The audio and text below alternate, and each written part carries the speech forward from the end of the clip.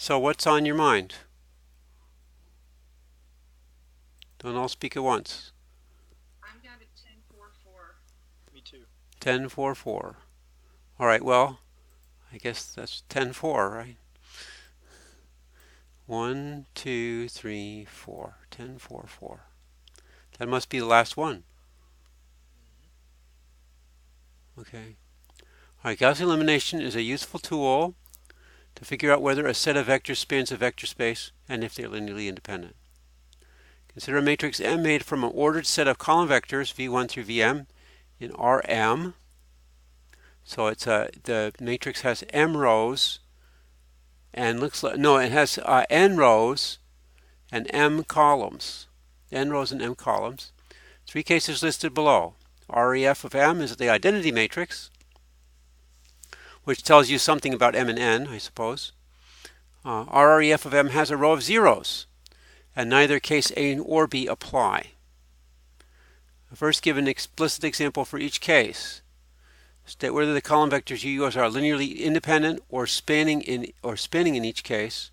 Then, in general, determine whether U1 through VM are linearly independent and are spanning Rn at each of the three cases. If they are linearly dependent, does REF of M tell you which vectors could be removed to yield an independent set of vectors? All right, well, let's go one by one. All right, so first of all, it gives three cases, and it says give an explicit example for each case. Okay. So what do you think for part A? For part A, can you give an explicit example?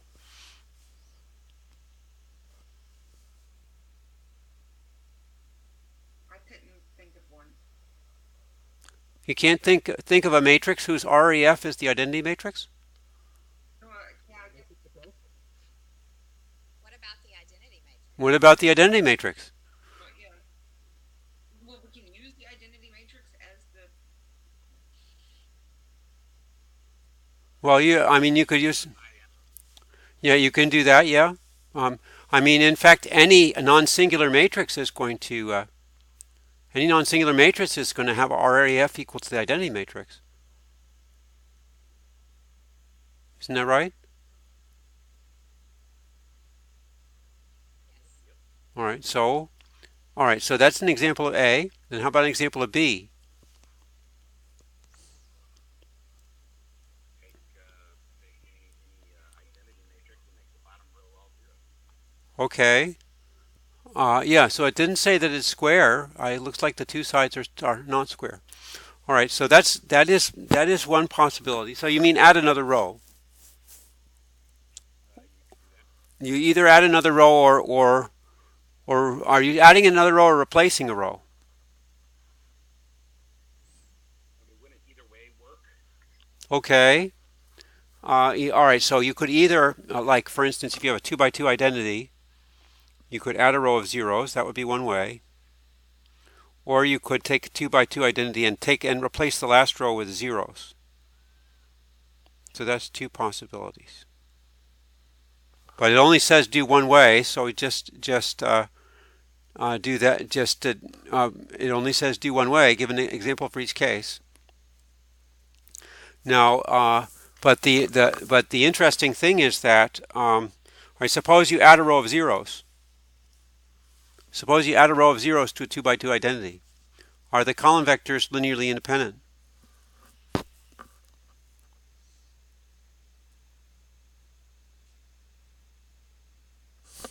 Should I show the picture?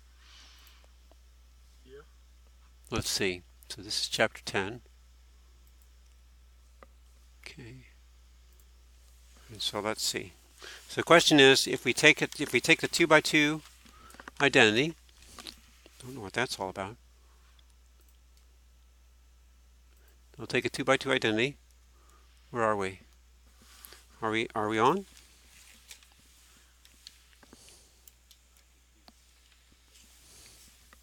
Oh, there we go. Okay, there we go. All right, so we take a 2 by 2 identity, 1, 0, 0, 1, and I'll add a row of zeros. All right, so are those columns, are those vectors, column vectors, linearly independent? They're dependent. Okay, if they're dependent, so this is, So you have two vectors. You have v1 equals, I'll write them this way, 1, 0, 0. v2 equals 0, 1, 0. All right, so you say they're dependent. That means I can find a non-trivial set of c1 v1 plus c2 v2 is equal to 0, 0, 0.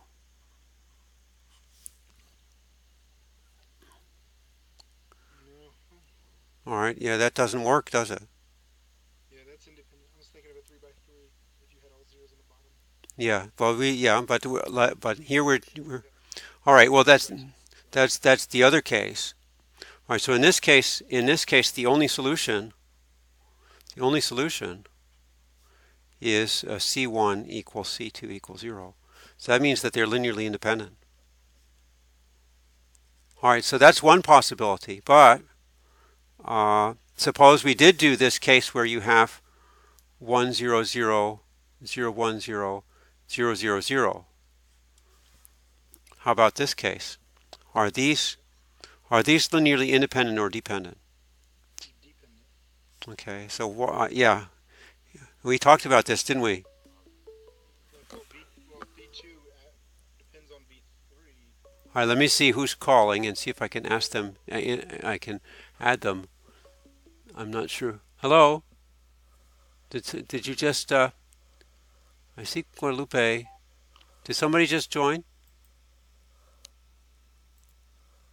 I'm not sure who's calling. Maybe it's Angela. I guess we can do this. I should be able to add Angela to this group, but I'm not sure why. I think I have Angela on, but I should. All right, here, let me add Angela to this.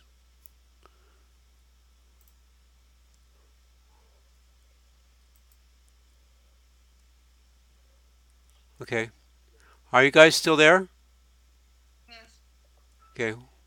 1, 2, 3. I don't know if Angela was added or not. But Angela, are you there? Yes, I'm here. Okay. I'm not sure which one you're on, but we'll just okay.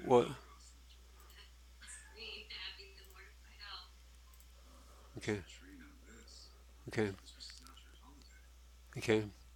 All right. So let's see. So let's get back to what we were doing. All right. So in fact, these columns here we have v1 equals 1, 0, 0. v2 equals 0, 1, 0. And v3 equals 0, 0, 0. So are these linearly independent or not? No, they're dependent. Yeah, these are linear dependent. Okay, these are linearly dependent. So what that's showing you, seems to me, is that this case B, there's more than one possibility.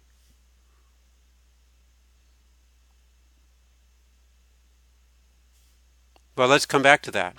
All they ask for is give an explicit example of each and state whether the column vectors are linearly independent or spanning. Now, how about neither case A or B? Can you do that one?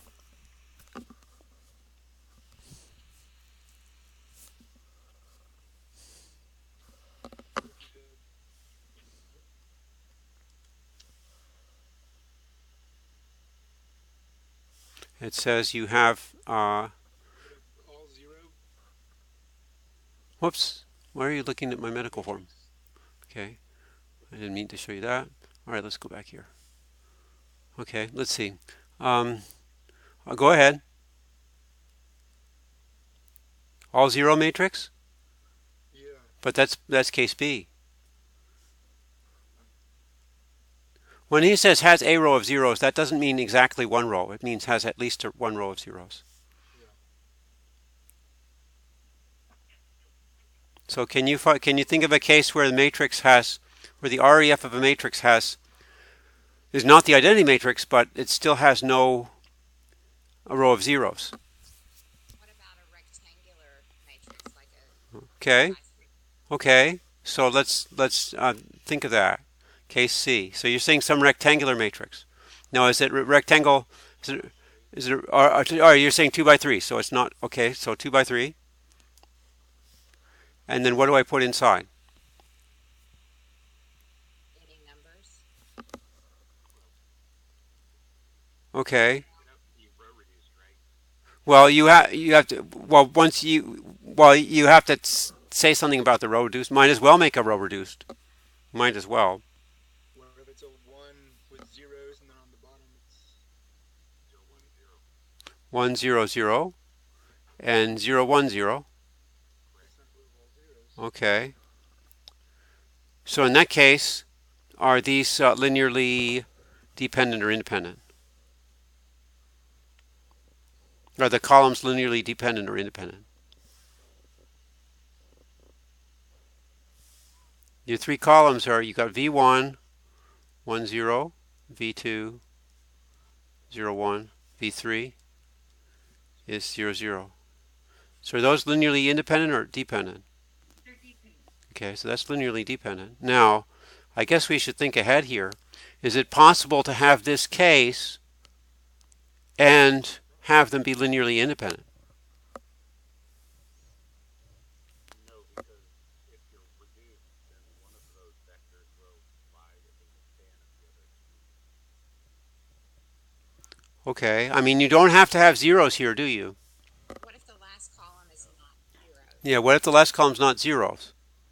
Well, it can still then it's still dependent, right? Okay. You switch rows, so it makes it make the last row zeros. Uh, wait a minute. Switch rows? Are you talking about columns? Well, if we have a matrix where all rows are zeros anywhere, we can switch it with any row. I'm sorry. Did I say rows? I mean columns. We don't. The last column doesn't have to be zero. I don't know. Did I say rows? I meant column. Yeah, you Right, said but with the last column not being zeros, it's still linearly dependent. All right. All right. So something like that. Say, is that still linearly dependent? Can you find C1 times 10 plus C2 times 01 plus C3 times 34?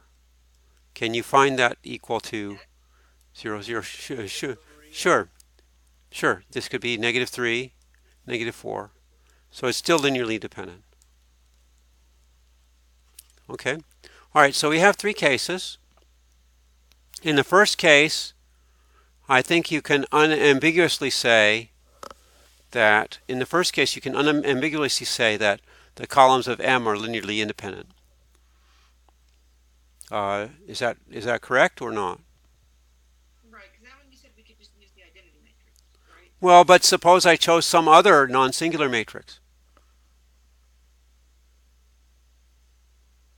So All non-singular matrices are linearly independent. that's correct. So in case A, it's always, no matter what M is, it's always linearly independent. How about case B? Case B, it depends. Case B, it depends. So we'll come back to that. How about case C? Case C will always be independent. Case C will always be dependent.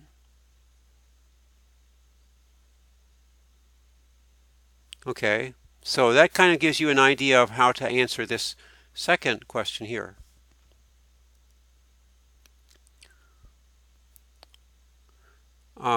So it says, if they are linearly dependent, does REF of M tell you which vectors could be removed to yield an independent set of vectors? All right, so let's look at my RREFs here. Like for instance here. Well, let's look at this one because this is a more fancy one. for B you can remove, or for C you can remove the third column. Okay. All right, very good. So how would you identify the removable column in general? Find some B The to the identity non-pivot matrix. column. All right. So I heard Aaron say non-pivot columns, and what did you say, Adam? Well, some that would give you the identity going down the diagonal. Like if you make a square matrix, Okay. identity going.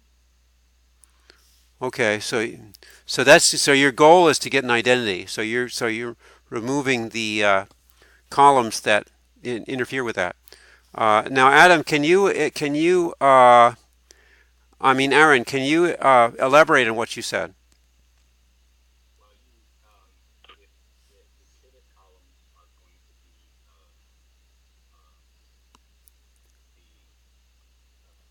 the ones that span the vector space Okay, for that particular matrix. okay, Like in our case, Uh-oh.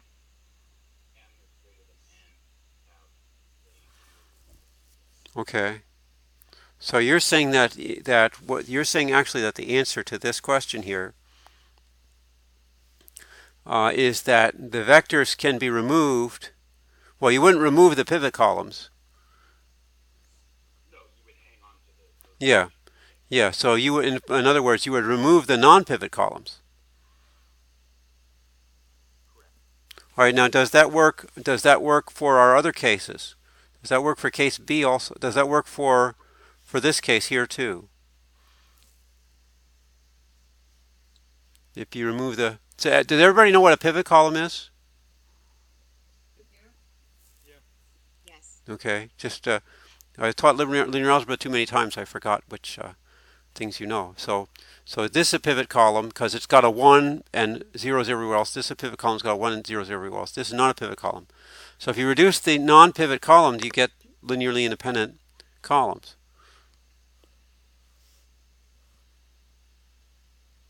So if I remove this column here, do I get linearly independent columns? Yeah, it looks good. How about this? How about this case up here? Yes, again. Still linearly independent. What about, are there any other cases here? Well, this one, these are linearly independent already. So I would hope that that gives you kind of an idea of how to add, how to answer the last one.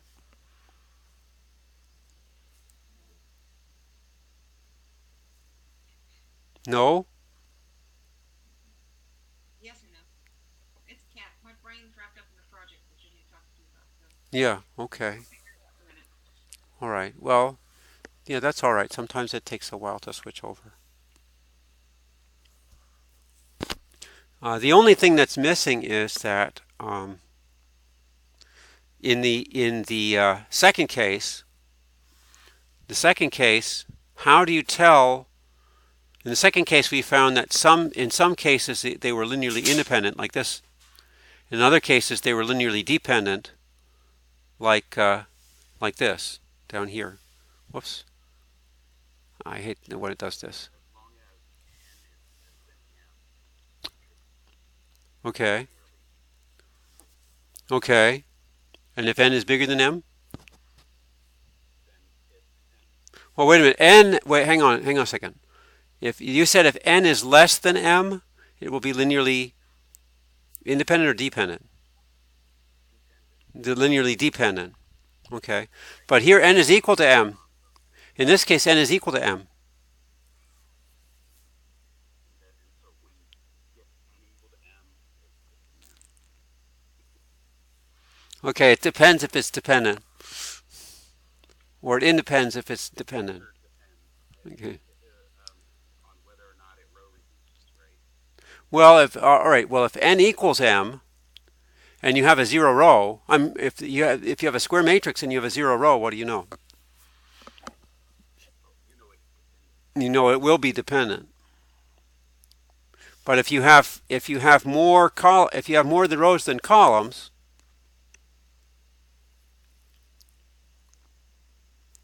so bottom line is what really determines whether or not the columns are linearly independent.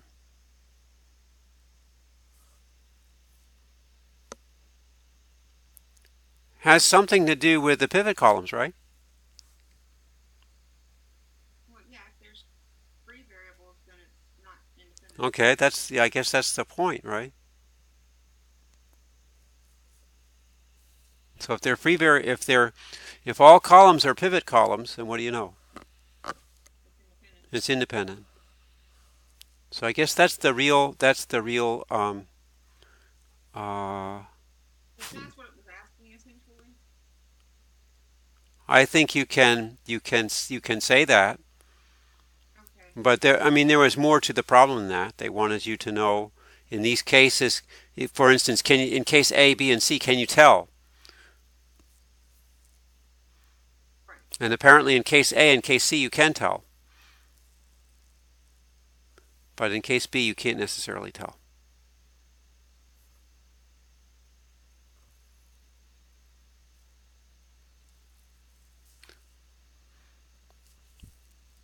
So is that satisfactory, or still need some more explanation? Dr. Thron, I have a question about span. Okay. So if you have linearly independent vector columns, Okay. does that mean you have that it spans, and then if it's dependent, it doesn't? I'm confused about that. Well, spans what? Well, Rn or whatever. All right. Well, one thing you can do is you can always convert a question about span into a question about solving linear equations. For instance, your question. So the question does. Let's say this. Let's take some vectors here. So we'll say let v1, v2, and I guess we'll just say let's just take n vectors, b vectors in Rm. Okay, and the question is, do these vectors through Vn span Rm?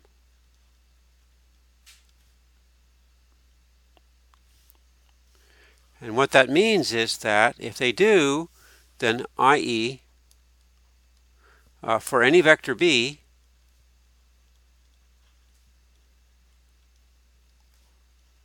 can we solve this system of equations? Can we solve c1 v1 plus c2 v2 plus cn vn is equal to b? What that means is, can I express any vector? Can I express any vector at all in B as a linear combination of these vectors? And that's a Vn. Sorry. Now, have I lost you, or are you with me still? I'm with you. Okay. All right. Now turn the corner here by expressing this. This is actually a matrix vector equation. This is the same thing as take my vectors and turn it into a matrix. And then I take my coefficients and turn it into a vector.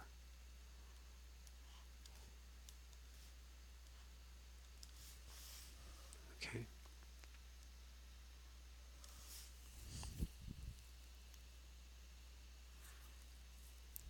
Okay, so this is actually a matrix vector equation. Now we go back to the beginning of the book. This is actually a system of linear equations. So you can solve this by creating the augmented matrix, right? These C's are your unknowns. You can think of these C's as like X's. And here's your matrix, here's your unknowns, and here's your constant. So if I try to ring a bell here, we go back here to systems of linear equations. And then I think I can just go here, I think. Augmented matrix notation, right? So do you see why? See, what we have is something just like this. Do you see that? Yes. So this is what we have. So what you're trying to show is, does this have a solution? And if you go back to the method here, you create the augmented matrix, right? And then you row reduce. Okay. So that's the way you would solve it. So you create the augmented matrix, and that's going to be V1 through Vn, and then B, and then row reduce.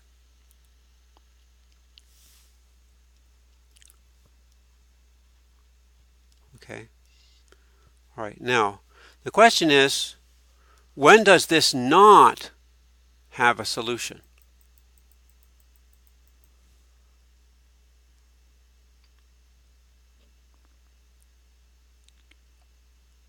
If the bottom row or any row ends up saying like 0 equals. That's exactly right. Well, if you do REF, it has to be the bottom row. Correct.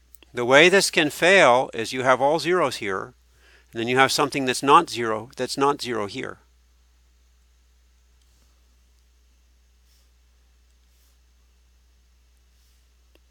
Okay. So in other words, the only way that this is going to fail is if your REF has a 0 row. All right, so let me go back to your question. What was your original question, Christy? I just wondered if you could say it spans Rn if the rows, if your matrix is, if your column vectors are linearly independent, it spans Rn, and if they're linearly dependent, that it does not. All right, well, let's see if that works. Now, actually, this is relevant to the now. I mean, what I'm going to try to do is relate span to this picture. These vectors will span Rm if I can always find a solution. Now let's go back to the question that we just answered. We found several cases where we had linearly independence, right? We had these two were linearly independent, right? This one here and this one here, those are linearly independent. But they don't span R3. Do you see that? Yes. All right. So on the other hand, in this case, let's see, we came up with another case. Well, if instead you had the identity matrix, then the columns would span. Hang on a second. I smell something. I think my wife smelled something on the stove. Hang on a second.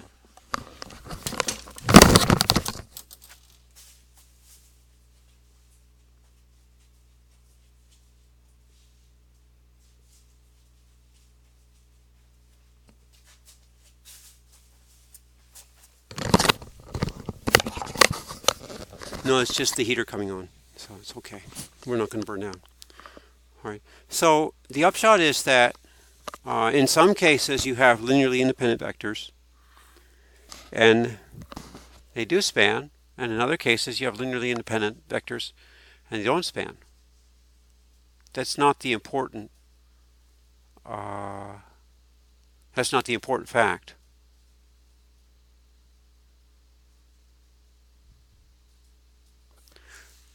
Are you with me? Yes, thank you. Okay. Now, your question might have been something. So let me change your question a little bit. let me change your question a little bit. So let's just look at R3. Okay, so suppose we have 3 linearly independent vectors in R3. Okay, so the question is, do they span R3?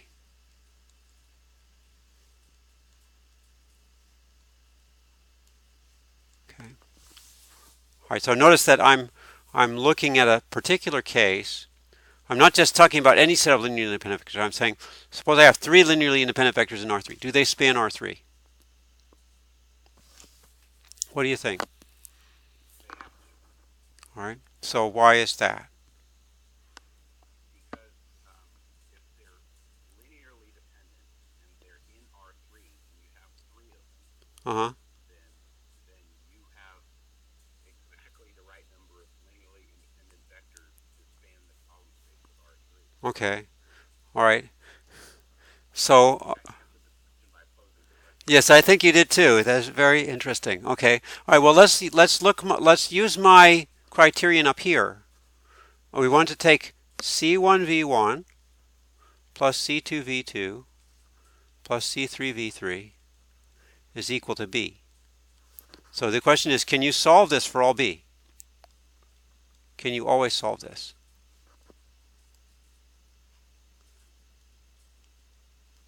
The answer is yes, but there's only one solution All right. Well, I don't care about that. All I care about is the yes or no. So this gives me, this is the same thing as the matrix V1, V2, V3 times C1, C2, C3 is equal to B. All right, now the columns of this are linearly independent. And this is a square matrix. It's 3 by 3. So Christy, what does that tell me about this matrix?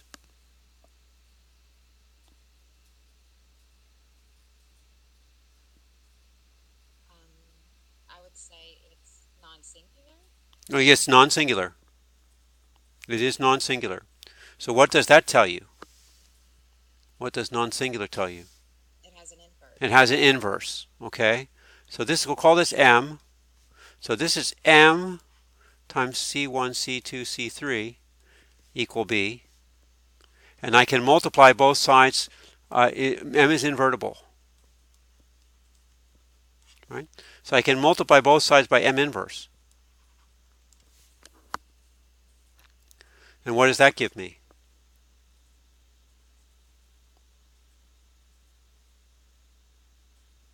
Well, you have a solution.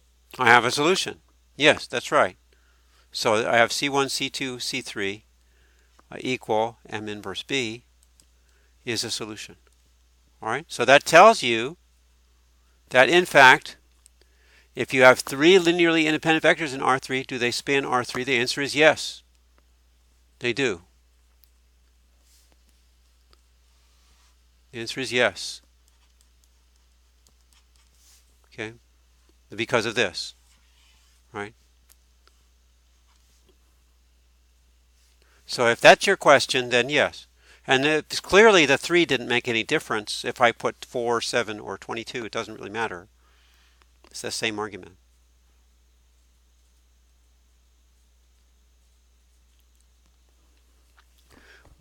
But I think if you always go back to the first, well, I think Adam's idea is he has a geometrical idea. He's thinking that, well, R3 is 3-dimensional, and if you got 3 independent vectors, then that's 3 different dimensions. So they must span R3. That's the geometrical idea. And you can think about it that way, that if you have 3 vectors in space and they don't all lie in a plane, then they span all of R3. You can move along those vectors in some way and get to anywhere in the space. So that's kind of the geometrical idea. But the geometry and the algebra do agree.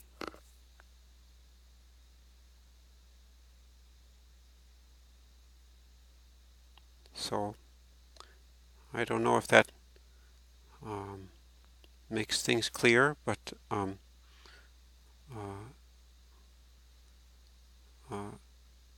there's a lot to put together.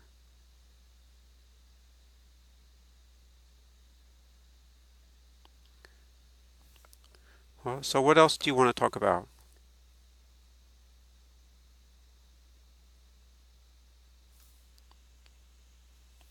It's a deafening silence. Well, before I hang up, I need to talk to you about my project. Okay. Well, so I get from the feedback that, well, Christy, did you want to talk about more stuff? Apparently, you were having trouble with the um, vector space part. Honestly, this idea of linearly independent and linearly dependent has always, I mean, right now I feel like I have my brain around it. But sometimes when I look at the questions, I just cannot. I think I'm just really, I get really tired and I just can't think of it. It Right. makes sense to me right at the current moment. All right.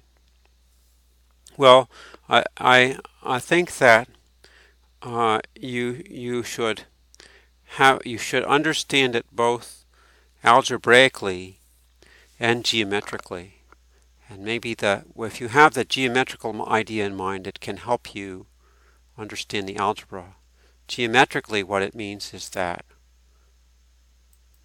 basically, if I have two vectors, well, here let me do my feeble illustration of 3 dimensions here. Okay, and if I have a vector here and another vector here, those two vectors determine a plane, right? So those two vectors, when I say determine a plane, I mean they span a plane. You know that from geometry, 2 lines determine a plane, right?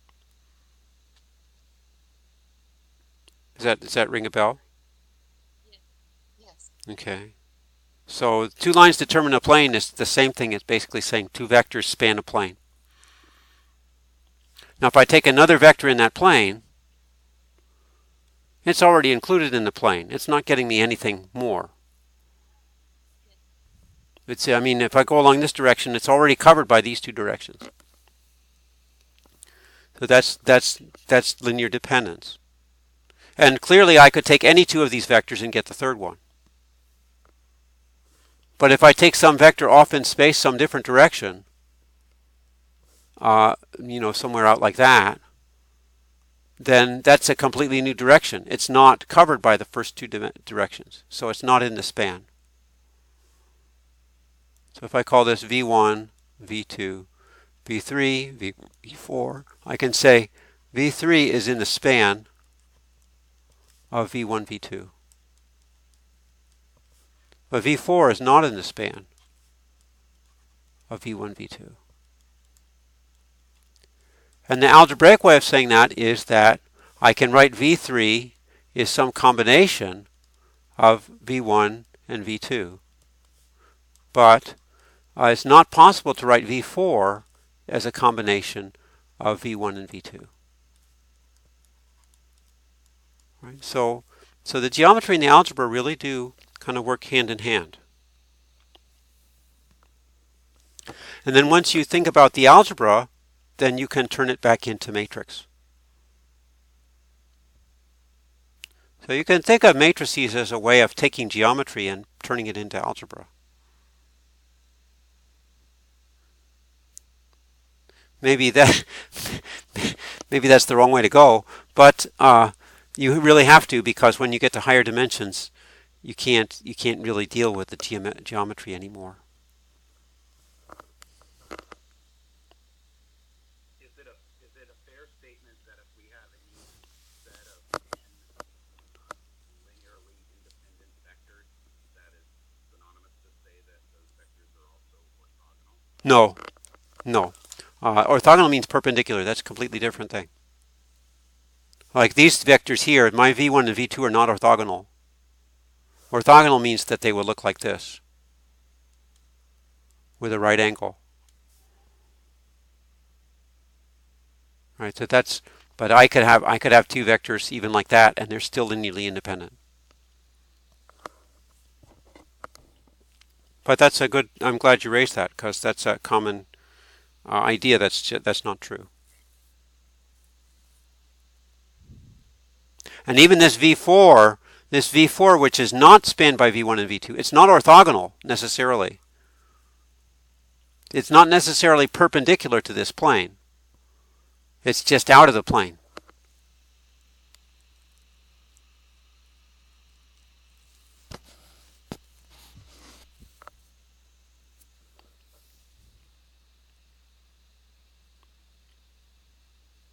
So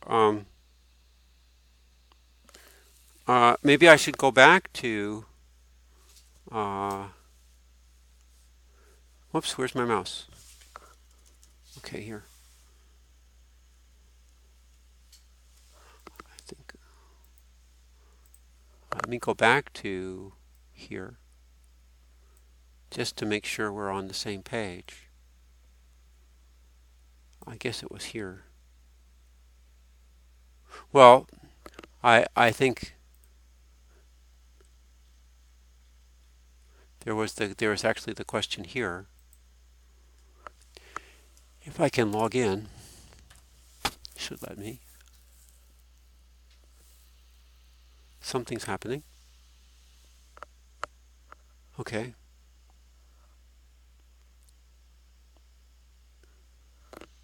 Something is happening.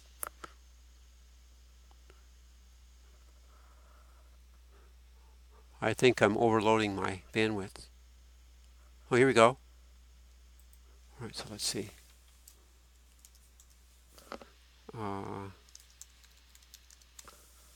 Okay. Okay. All right, so for instance, I think, Christy, I think you had a question on this. So the question is this first one, is this a vector space?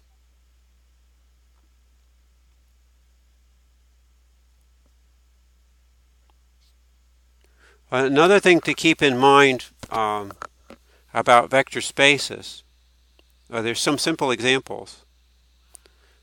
For example, in any line through the origin is a vector space. Any plane through the origin is a vector space. And any vector space has to contain the origin.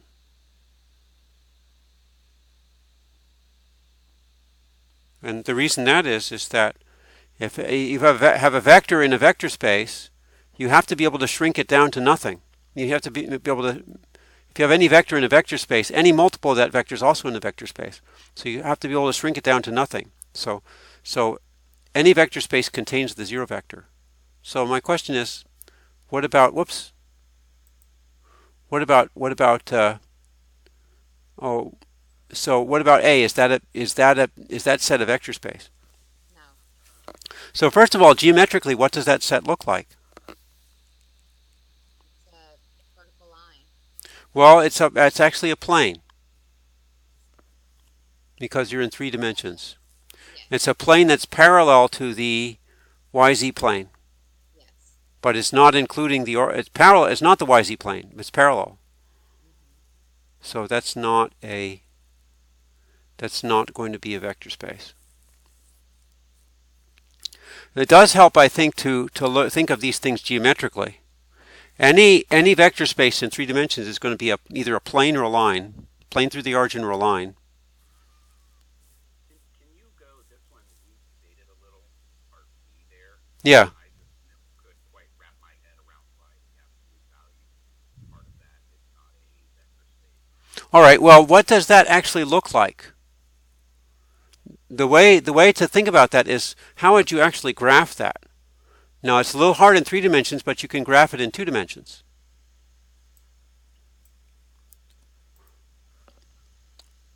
So let's make some space here to graph it. Okay. What does it actually look like? So here, well, I'll do, we'll do x, y first, and then we'll do the z-axis later. So here's x and y. And I want to graph the set absolute x equals absolute y. All right, first of all, first thing to check is 0, 0 on this graph? Yes. Okay, 0, 0 is. Okay, so give me another point. Well, 1, 1 is. Okay, so that's okay. All right, but here absolute value, right? The absolute value of 1 is the same as absolute value of minus 1. So that means I could replace the x with minus 1, and it would still be true. Whoop. Or I could replace the y with minus 1, still be true. I would replace the x and y with minus 1, still be true. So all 4 of these points are on it. But what does this set actually look like? With a big X. It looks like a big X.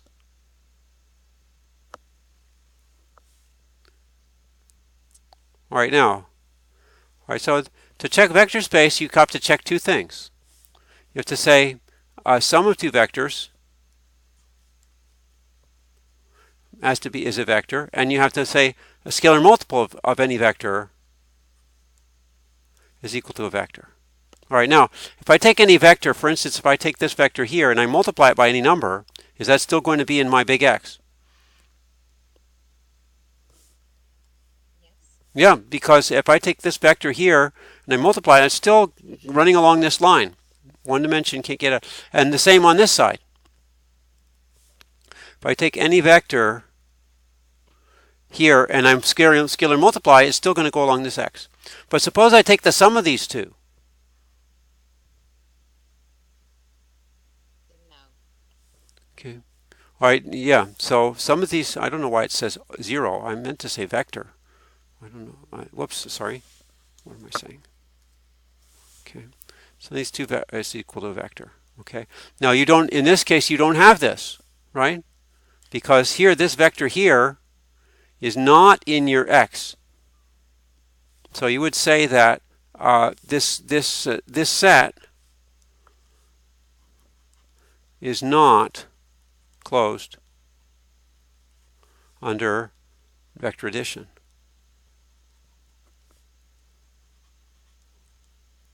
Not closed. All right. So vector spaces can't have corners, they can't have curves, they can't have anything. They have to be flat and featureless. And they also have to contain the origin. Okay.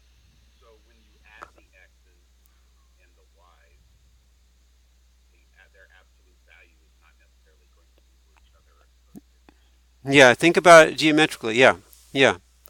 If you take, yeah, if you take 1, 1 plus 1 minus 1, say, right, then that takes you off the equality, and you're out of the space.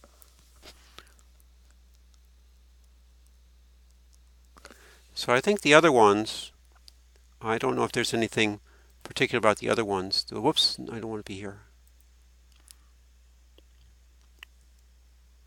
Here you can, basically what you can do is graph these in R2 and then see what's going on here. This is actually a paraboloid and it's curved, so that's not one.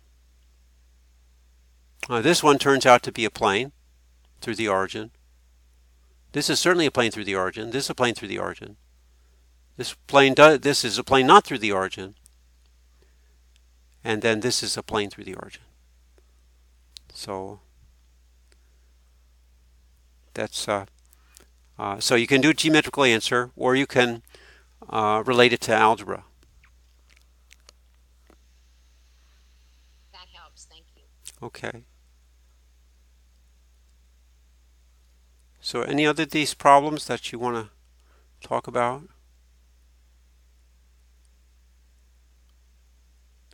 All right. Now there is a standard way of doing this problem. It's basically system of linear equations. So a lot of these you can do by examination. I think in this problem they want you to do by examination. But this problem corresponds to a system of linear equations. C1 times this plus C2 times this plus C3 times this is equal to this. And if you can find a solution, then it's in the span. That's just your plain old system of linear equations. Just make the augmented matrix row reduce, turn the crank, and find the solution. But in this case, I think there were some of these that you could kind of tell if it was true or not. I mean, you can kind of reason it, like, well, A is pretty straightforward. So is A in the span here?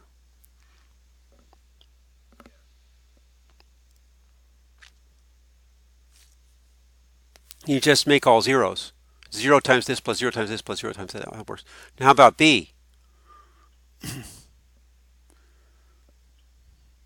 Can you see whether it is or not? No. Okay, why do you say no?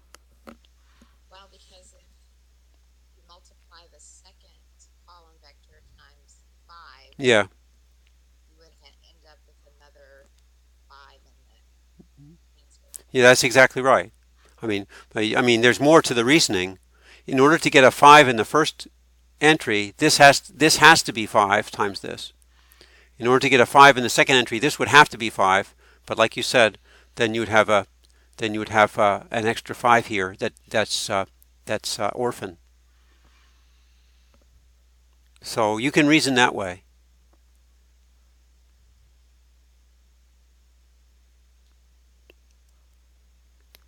You should be able to reason by elimination. And I don't know about the other ones.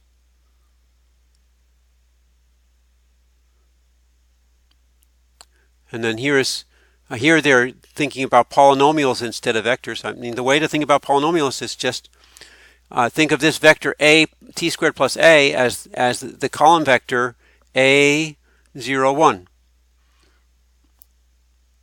The coefficients of you just use the coefficients as your components of the column vector.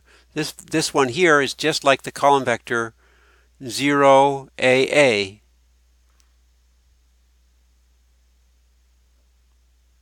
Something like that. So let me ask you, how about this one here? Is this one a subspace or not?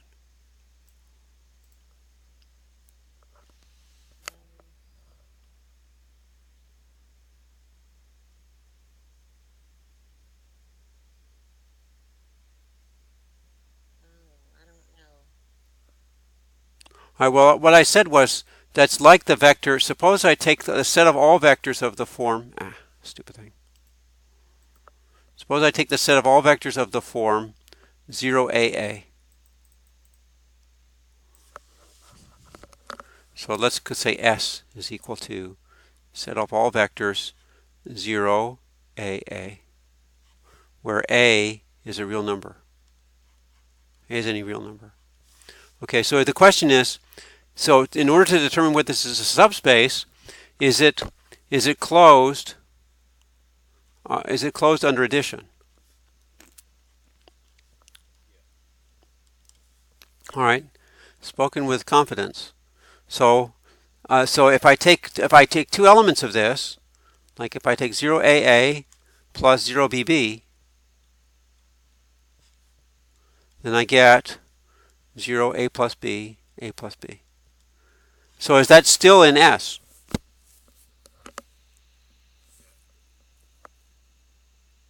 Do you see, Christy? Do you see if it's still in S or not?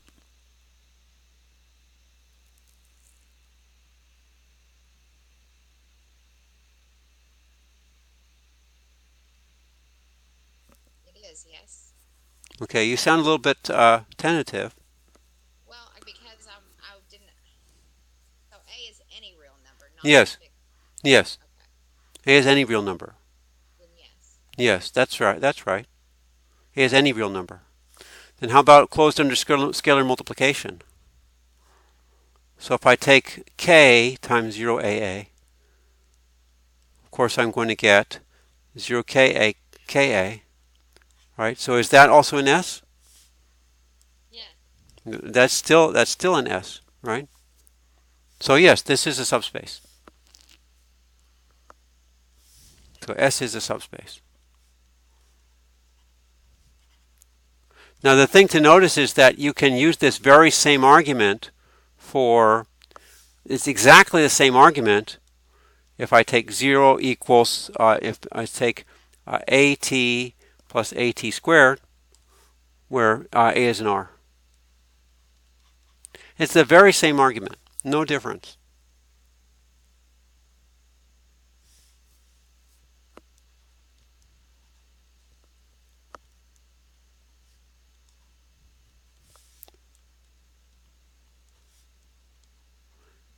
The t and the t squared are kind of like placeholders.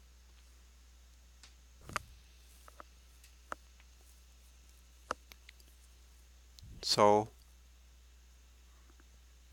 hopefully when you look at polynomials, you can just see it that way. That the powers of t are just kind of placeholders, and you can translate that into a column vector, and you use the same answer. You use the same idea.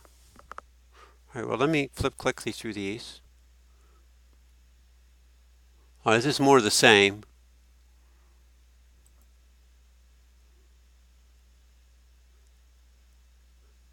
This one's a little bit different. This one has derivatives. But well, if you had trouble with that, we can talk about it in class. And then this one you can set up the equations. It's the same thing. C times this, C1 times this, plus C2 times this, plus C3 times this is equal to this. And then find out when that's true. All right, well, we've been on for an hour. Let me stop the recording.